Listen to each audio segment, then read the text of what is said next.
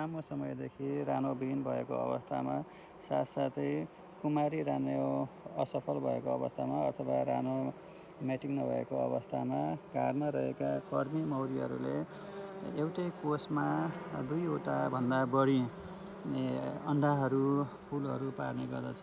यसरी कर्मी मौरीले चित्रमा देखाएको जसरी नै एउटै कोषमा धेरै अन्डा पारेमा मौरी बितपाते भएको भनेर बुझिन्छ र बितपाते मौरीको व्यवस्थापन गर्नको लागि विभिन्न तौर तरिकाहरू छन्, जसमध्ये मौरीहरूलाई 200 मिटर अगाडि लगेर टकटकाउँदा बितपाते भएका मौरीहरू त्यही क्षेत्रमा बस्ने र उड्न सक्ने मौरीहरू पुनः घरमा आएर बस्ने गर्छन् र यसरी बसेको मौरीहरूलाई हामीले 1 नम्बरमा समायोजन गर्न पनि सक्छौँ अन्य गोलासँग भने त्यही गोलामा पनि रानो दिन पनि सकिन्छ।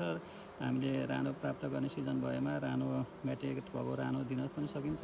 साथसाथै 1 अथवा 2 दिने लार्भा दिएर पनि हामीले चाहिँ रानो निकाल्न सक्छौँ। यी तरिकाहरू अवलम्बन गरेर बितपाते भएको मौरी घरहरू, गोलाहरू व्यवस्थापन गर्न भने सकिन्छ।